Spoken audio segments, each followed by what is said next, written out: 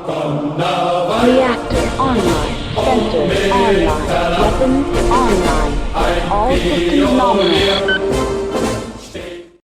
Hello and welcome to today's Battletech review. Today we're going to be looking at the Gauntlet, which is one of those machines that is a bit unfortunate. I say that because the original model, the Bushwacker, which is what inspired the Gauntlet directly, is still far more popular than this OmniMech version. It was not called the Bushwacker Omni or anything, but you can easily tell that it takes a direct inspiration from that rather popular clan invasion machine. I'm not the biggest fan of the Bushwacker either, but the Gauntlet suffers from a lot of weird OmniMech quirks, basically. Problems because it is an OmniMech and because of its internal layout.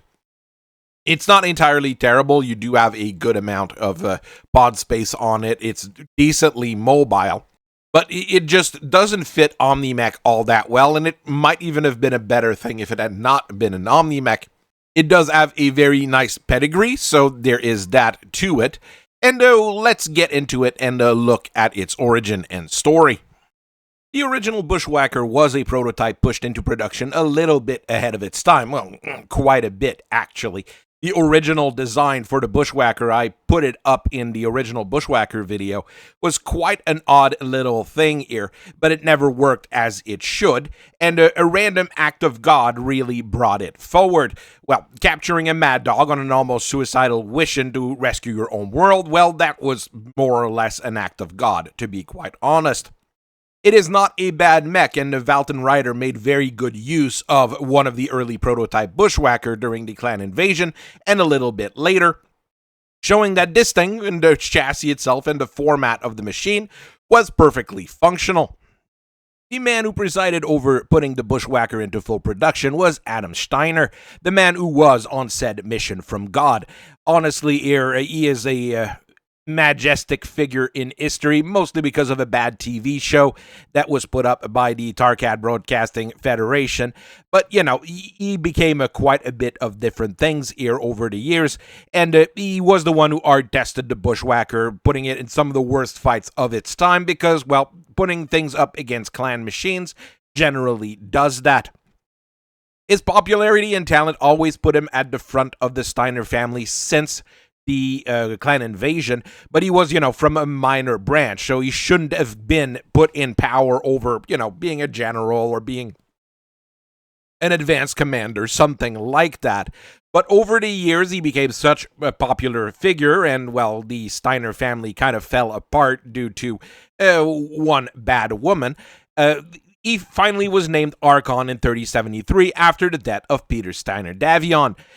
And its particular brand of Archonship was, one of the more popular one, I would have to say. The new Archon supported heavily the anti-jihadi movements within the Lyran Alliance and the Inner Sphere at large, and he pushed for a renewed sense of pride in the Commonwealth that he wanted to bring back. The term Lyran Alliance didn't last all that long in the end, but that old sense of pride was heavily damaged during the clan invasion and then during the Civil War because of, they were basically the cause of it. Taking a page of the clan, actually, he wanted to have a brand new medium mech to be introduced to help with that particular sense of pride as some kind of totem, and he decided to use the Bushwacker as a basis for it. Tar Ace had been forced to sell the Bushwacker plants to Coventry Metal Works in order to shore up their expenses during the jihad because, things got quite expensive when you lose a lot of your factory and a lot of your personnel. And this could have seen him as a very nice cooperative work between two of the major manufacturers in the Commonwealth. Unfortunately, Adam Steiner never saw the actual production models of the Gauntlet. He died a few years before, a number of years before, because the production was delayed due to all sorts of factors, including basic things like copyright disputes and procurement contracts between Coventry and Tar Ace and Defiance and all those good things. But one of the main factors was likely the disarmament program that was put forward by the Republic of the Sphere, basically asking people to stop building mechs and stop building weapons because kumbaya, everything will be fine, but don't look at our Black Ops and our secret services. They are definitely not building new things to fuck you over. that's the wonderful world of the Republic of the Sphere and why I don't regret their passing. New mechs and weapons were not that well regarded by the Republic, especially things that were going to be super advanced, and a lot of their goods generally went around to various leaders of other countries and said, well, you already have enough toys, you don't need more. But still, we still need some procurement contracts from your companies. Here's a waybill, and don't ask too many questions. We should probably have a good look at what the Republic did over the years at some point. So the Gauntlet on the bipedal weapon systems reached full production in 3128, 7 years after the death of Adam Steiner, and the first production run was given to the 2nd Donald Guards in order to celebrate their 1,000-year anniversary. But then something really weird started happening. All the other elite regiments started passing on the design when the production reached them. There's a lot of politics going on with this here, but it really seems that Defiant started pulling some strings on various command to try to undercut Coventry and the sale of the design. In the end, the Gauntlet started being more and more popular in the standard and more common commands. The ones that, well, just protect a planet or two or protect a small region, some militia units, and a few different things here. And it gave them a stable Omni platform, which is normally not something they were able to get and something that they could readjust to the needs at hand, which is a bit fancier than what they usually had to deal with, which was, rebuilt Civil War machines most of the time.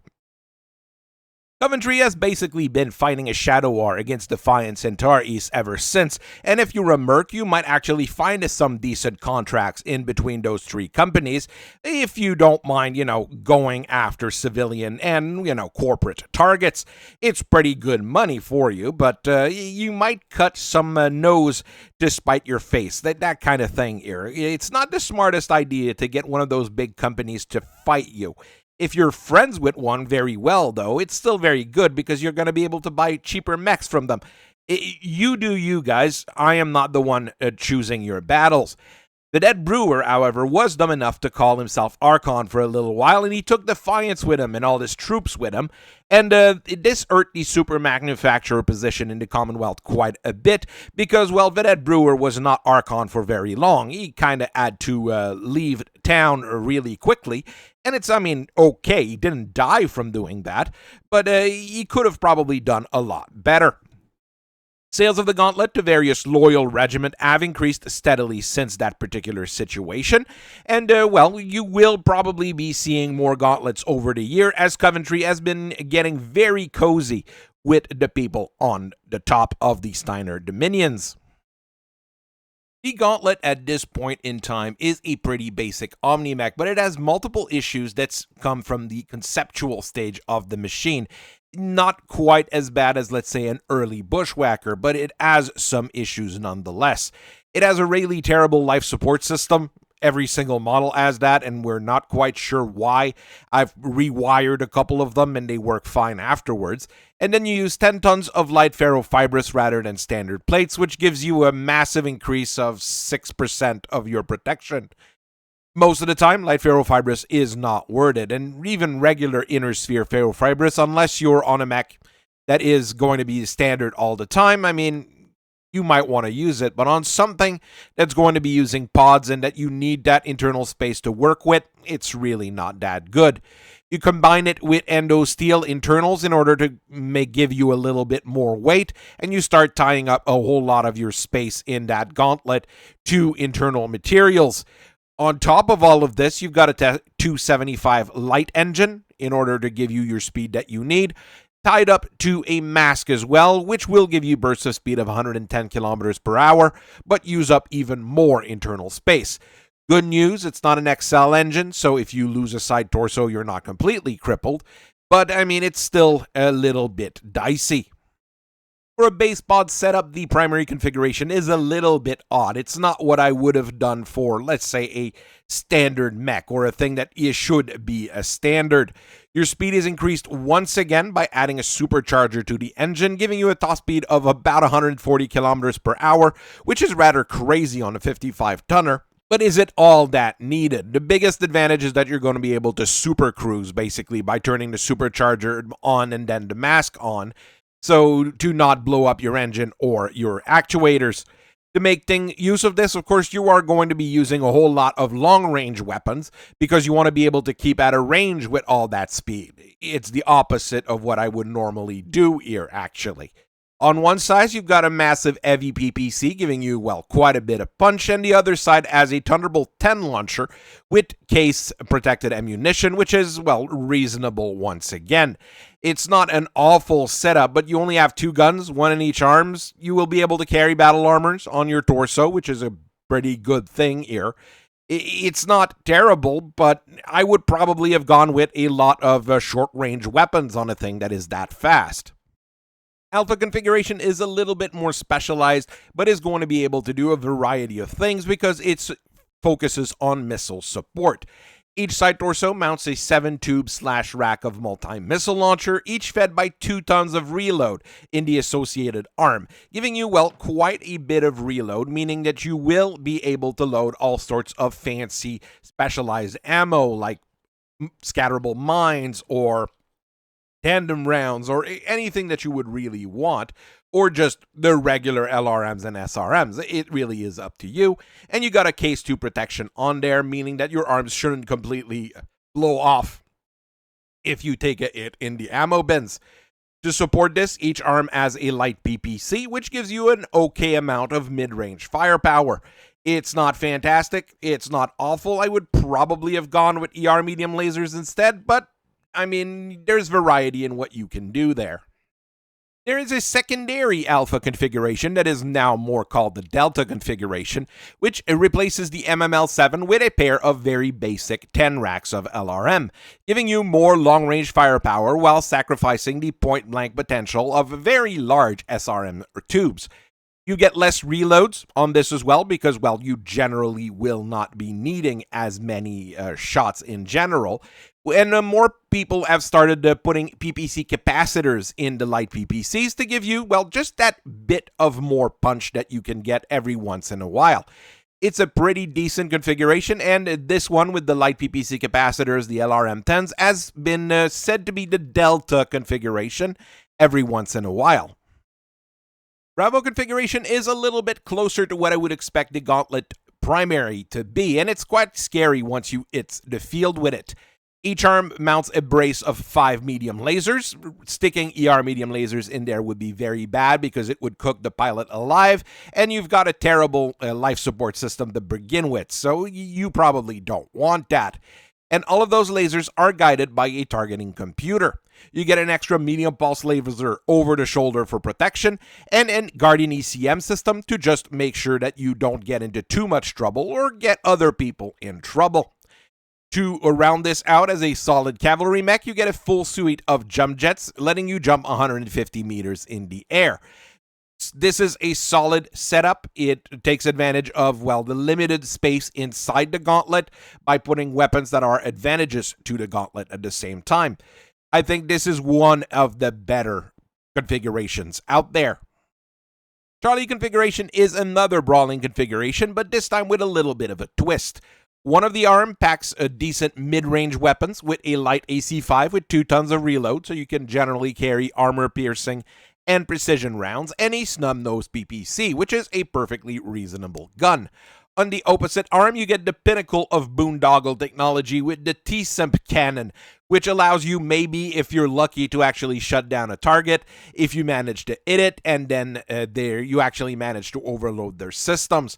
It's not accurate enough for me to say that it's a good weapon. That's why you will hear me rag about it, and you'll hear a lot of other people talk about it. Every one time you manage to knock someone out with a T-Simp cannon, you'll have 10 other stories of people shooting them and missing, or shooting them, hitting the target and not doing anything, or shooting them, overeating, and the damn thing exploding. Sensible pilots swap the T-Simp cannon out for another snub-nosed PPC and Case 2 for the LAC 5 ammo. This is a little bit more of a sensible brawler, if you ask me. Light ferrofibrous is pretty terrible. Everyone knows this, at least on the battlefield, but techs kinda like it because it's easy to print and install compared to regular plates. So there's an advantage on the tech side of things, but on everybody else, well, it's just not very good. Coventry was looking for a deal to improve on the Gauntlet and trying to improve on sales of the design. They looked to Ark Royal Mechworks fairly quickly in that particular situation because that particular company has a history of, well, helping out the Lyran Commonwealth and friends, and having a little bit of more advanced technology. Once they liberated themselves from Clan Jade Falcon, well, that was a bit of work, but that was a good thing.